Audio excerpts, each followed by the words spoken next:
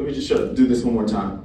So this for me, does everybody know who this is? Sally Hemings and Sally Hemings and who? Thomas Jefferson. Thomas Jefferson. The reason why I have this is because, so the inner work that I had to do is I had to go find the myths that informed what I thought about myself, what I thought a proper conduct of behavior was. I had to do an investigative discovery.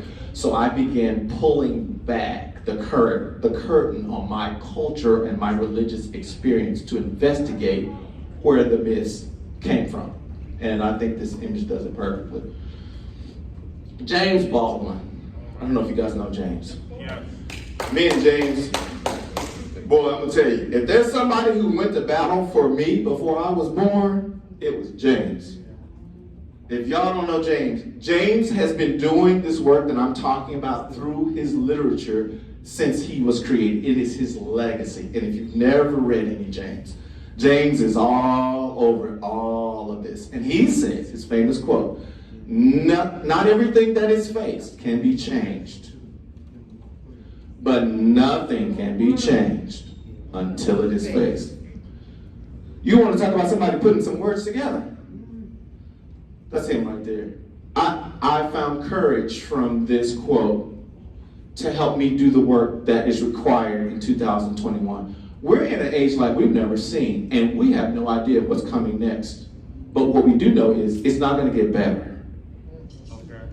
It's not going to get better. Don't be somewhere expecting the tide to change, and you're going to wake up like you're on one of those Colgate commercials, and you're going to pull the curtains back, and all of a sudden, pre-pandemic sun is going to be shining on you. That reality is gone. And let me tell you why. It was a projection. This whole thing, I don't know if you guys have seen it, I can't wait to get back to normal. Right. Have you heard that? Yes. I can't wait till everything just gets back to normal. Normal was never normal. It was a projection, but we were okay with it. We were allowed to delude ourselves into thinking that it was normal because it was never challenged. And the pandemic has challenged it. And now we know that I can't be healthy if you're not healthy. I cannot be healthy if you're not healthy. I can't be. My community can't be healthy if your community is not healthy. My kids can't be protected if your kids are not protected. We've known that in a way, but culturally, we've never known that as an institution, as a country. We've never known it as public health advocates. We've never known it as therapists and mental workers. No, we haven't.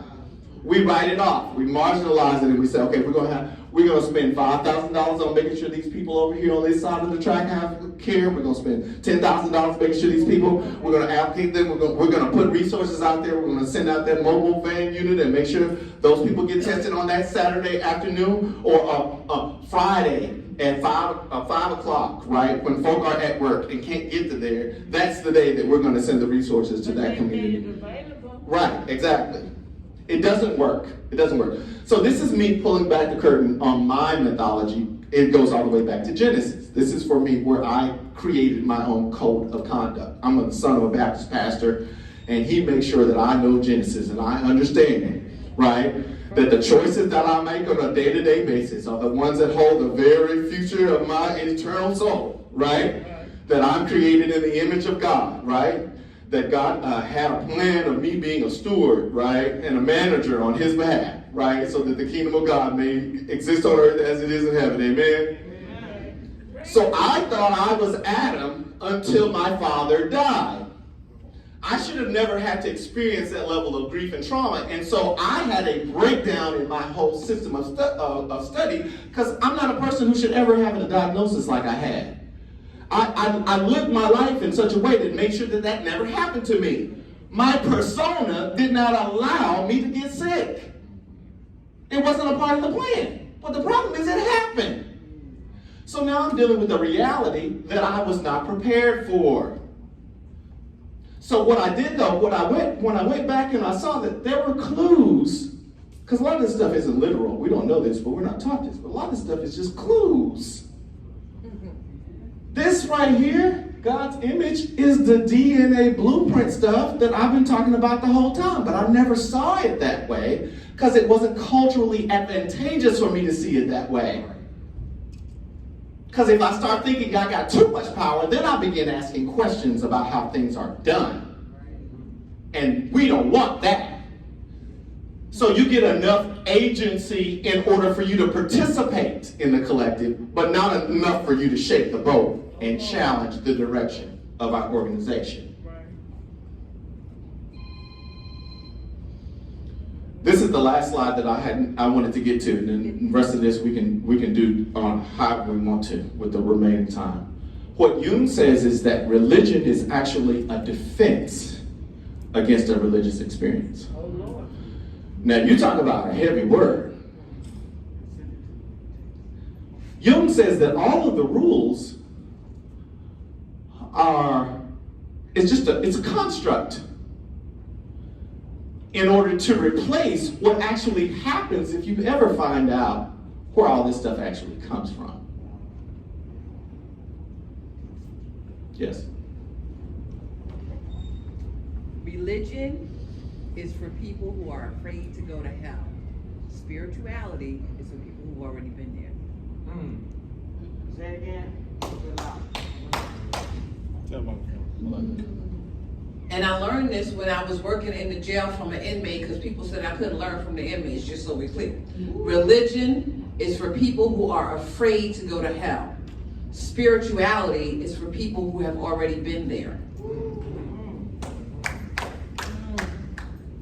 I love that. Yes. Yes.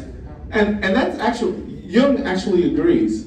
He says that when you get to the moment where you know exactly who you are and what your potential and possibilities are, you are in an eternal moment. That's actually the whole purpose of you being here, is to find out who you actually are. That's what life is all about. And that's what he says about the process of individuation. It's never completed. You are always becoming a more authentic version of yourself.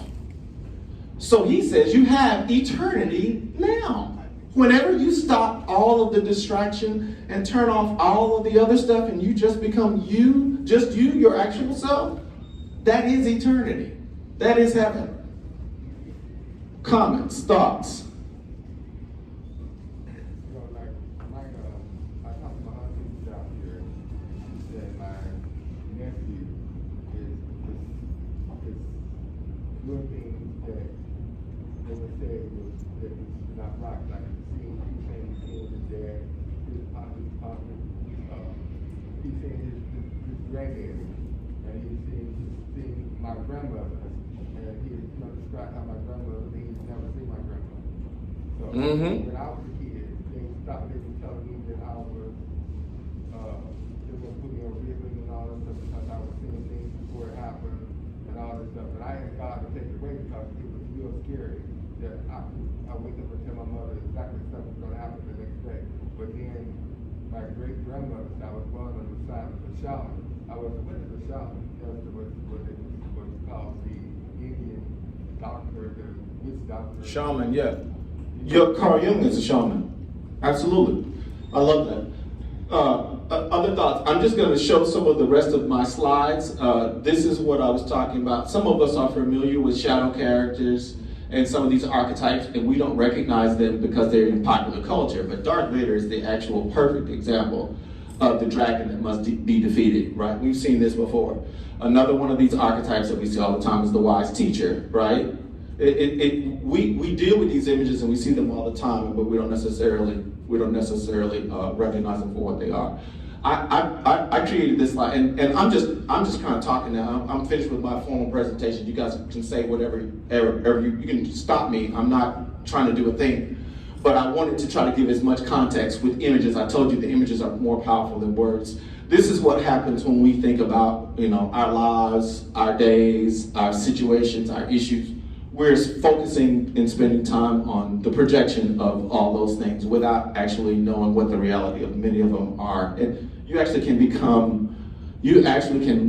become ineffective in actually becoming your authentic self because you are too caught up in the projection. I like this image because that's a perfect example. This was the image that I used 2 years ago to talk about disruption. This is the hero's journey from the point at which they evaluate their control drum and begin separating and starting this process toward disruption, and then making their way after. This is where the fight happens. And the third book, the book that I'm going to write next, is going to be about the fight that happens with the dragon. That's going to be book 3, and it's going to happen right here. And then after the death comes the resurrection, and then return to home. This is what Jung calls the hero's journey. This is the process of you becoming yourself. And you actually may go through this cycle several times, actually, in the process of becoming you.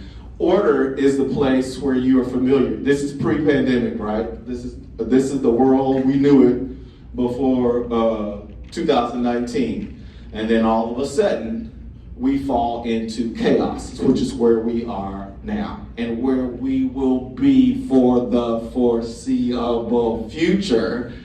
So the reason why I do the work that I do is because I want to equip people to be able to pastor themselves and coach themselves and counsel themselves, because you may not be able to get to those places that you've always gone, even the distracting places. I'm sorry? Why did I crawl through disruption? Because I want to focus, like I said, when I presented this in 2009, I was really talking about disruption as something that happens to you. This year is really about what you do in response. This confrontation, it actually happens here. That's what I replaced disruption with confrontation. I'm glad you asked the question. I'm glad you caught that. Some people may have been here. I didn't know if some people were going to be in this session that had been here 2 years ago. And so I wanted to just change them. I definitely relate to the one when you first showed the apple. And so when I recovered, you did that one. She said, all the volume is what you have to work up to. Absolutely. That's just like peeling and you got to peel. Absolutely. To get rid of all that stuff. And you know, you didn't really go pop it back up, because I found out it's a certain step in our recovery that I hadn't really worked through. And that was why I was so angry, why I acted out. I come to find out it was all because of my childhood. Absolutely. Still back to that. Absolutely. And we're wrapping up. I just, since you guys are still here, we got a couple of minutes. I'm just going through these last remaining slides. Yesterday I was clever, so I wanted to change the world. Today I am wise, so I am changing myself. That point right there. Rooming. That's good stuff. That's good stuff. This is the work that we can do at home. We don't need a degree. We don't need to go to college. We don't need to go take any more online classes. We know what we should be doing. I want to thank you so much for being here today. Please stay in touch with me. I want to hear your feedback. Be looking out for the book. It'll be on Amazon. This book is on Amazon. Thank you so much. Thank you so much. Thank you. I really appreciate it. You guys were amazing. It's in the book. It's in the book. What did Johnson say? Yeah, so it's in the back. If you look at the back, it says copy. Well, see, I did this back in 19. All of that, like Facebook, Instagram, website, they go. How you doing? Well, thank you so much. No, I left early. Oh, you got two? Thank you so much. Thank you for being here. Did you enjoy it? It was a lot, right? Bro, good to go. I appreciate it. I appreciate your testimony. Thank you so much, Mark. Bless you. Yes, man.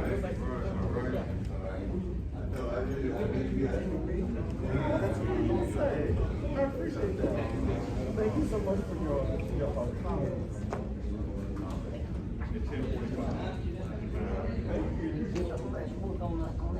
It is on the Oh, okay, I got you. I like it.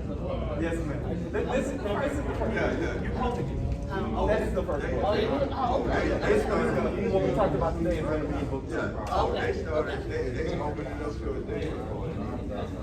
Then we had a car party. And we had it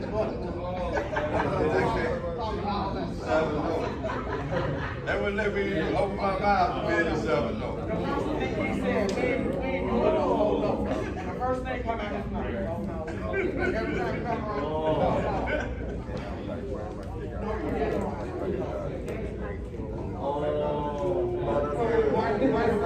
up, brother?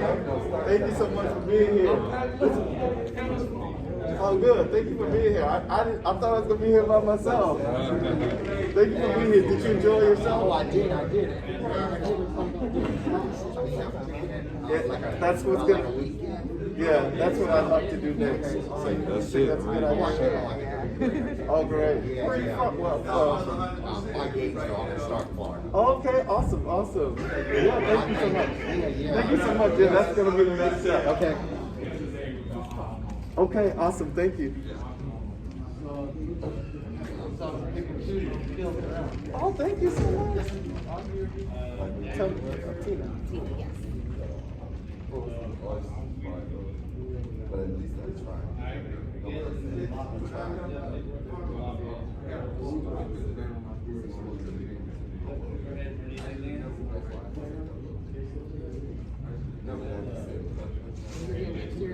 Hopefully, yeah, hopefully. Anytime they have this conference, I feel like I just yeah. Did you enjoy yourself? I did. I think this is amazing. Got rain, didn't get to do some stuff, but I enjoyed it. Oh, that's awesome. Where are you from? Yes, Ohio. Awesome.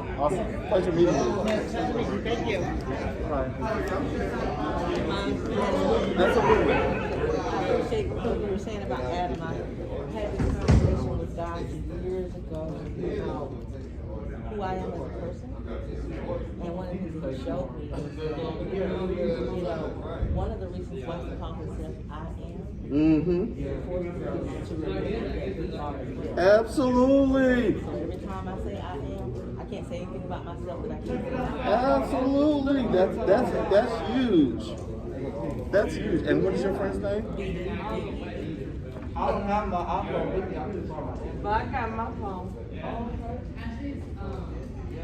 It ain't no iPhone, but it'll work. It doesn't think about it for me at the beginning of it. I'm like, man, this is the best one. Right. Yeah, like I said, the book does a lot of what I did at the beginning. This was a totally different audience, so I kind of needed to reorientate them. But I'm glad I got a chance to put it in your hands. And please read it. And if you get a chance to write a review on Facebook, Okay. Amazon, I would I definitely appreciate will. it. Thank you so much. Appreciate you. I'm being selfish. I do have a roommate. Okay. And she would have a fit. I'm trying to make sure it's not right. Yeah. Okay. I'm trying to make sure that I started it. Okay.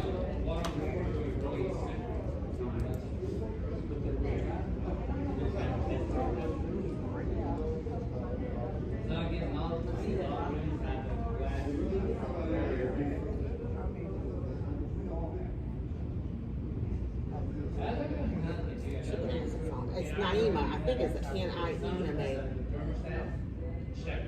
That's how I spelled it. Come on, man. Or you could do O'Neill Girl, because that's her, O'Neill girl. yeah, I'm gonna see if she answers, because that's her email.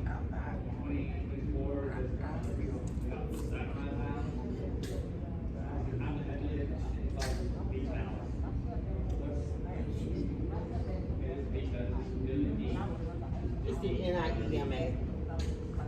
N-I-E-M-A. Go with it.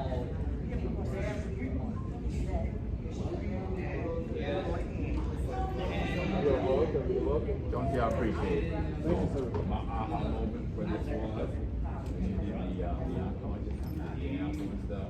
So I was thinking about how overcompensate. We have all these ambiguities. Those of us who are educated, we have farther to go to do this work than everybody else. Yeah. Because we think we are. We think we get in our own way so much. Oh, absolutely. Yeah. Absolutely. But thank you, now we'll be in touch. Awesome. Thank you so much. Somebody just had one. I don't know if I need to do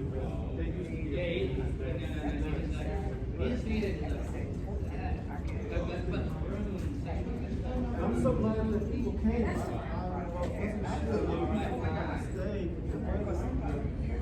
It worked out. We actually had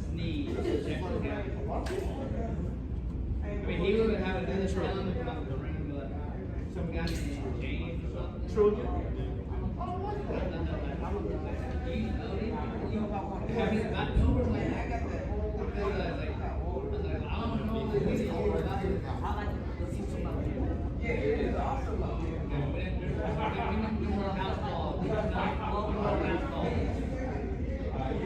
badass got these dead.